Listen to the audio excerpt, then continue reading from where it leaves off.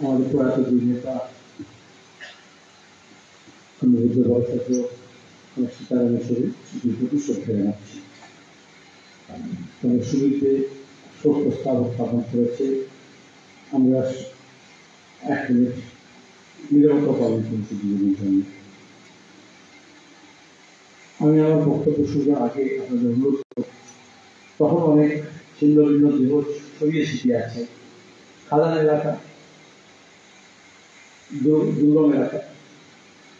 আমি অনুরোধ করবো, এর মধ্যে আপনারা দেখেছেন কুলতলিত হয়ে পটাশপুরে রায়রাতিতে প্রতিদিন ঘটনা ঘটছে, নৃশংসতার সঙ্গে, নির্যাতনের সঙ্গে খুন করা হচ্ছে। এদের মৃত্যুতে আমরা 1 মিনিট উঠে দাঁড়িয়ে নীরবতা পালন করে শ্রদ্ধা নিবেদন করি।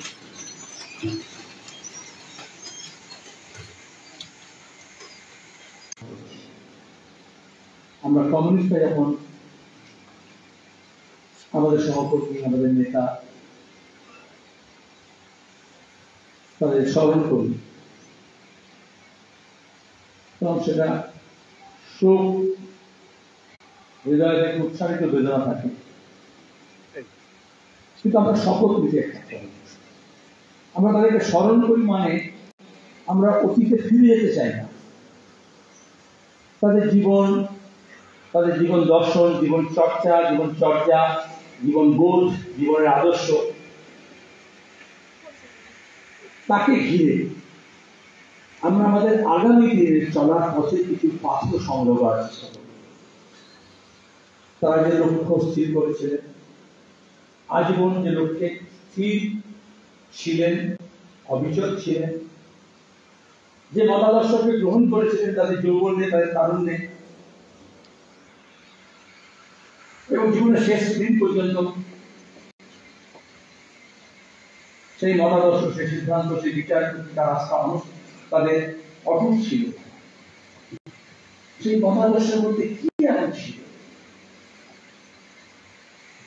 সেটা আমরা খোঁজার চেষ্টা করি। যে লক্ষ্য স্থির করলেন, যে সিদ্ধান্ত গ্রহণ করলেন, যেটাতে অবিচল থাকলেন, সেটাকে নিষ্ঠার সঙ্গে, সততার সঙ্গে, সমগ্রতা দিয়ে, সমস্ত অস্তিত্ব দিয়ে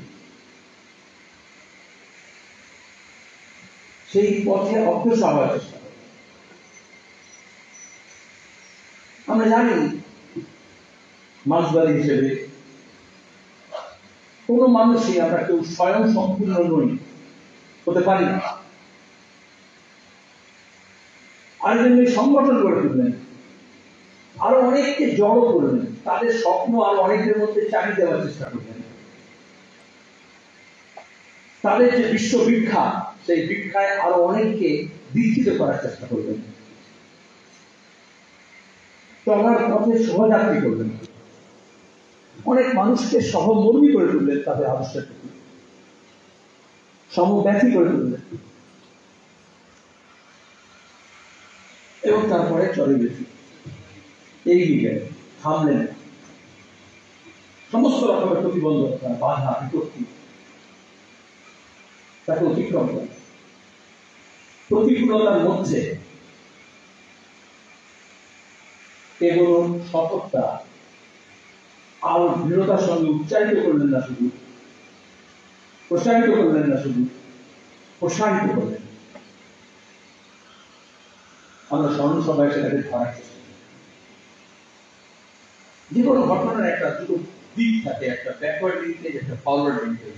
সাধারণত আমরা স্মৃতি মেরুর হয়ে তাদের, আমাদের ব্যক্তি জীবনে তাদের প্রতি সম্পর্ক ছিল, একটু নস্টালজিক হয়ে যায়, যেরকম তাদের অবদান রেখেছি সেগুলো নিয়ে আমরা কথাবার্তা বলি।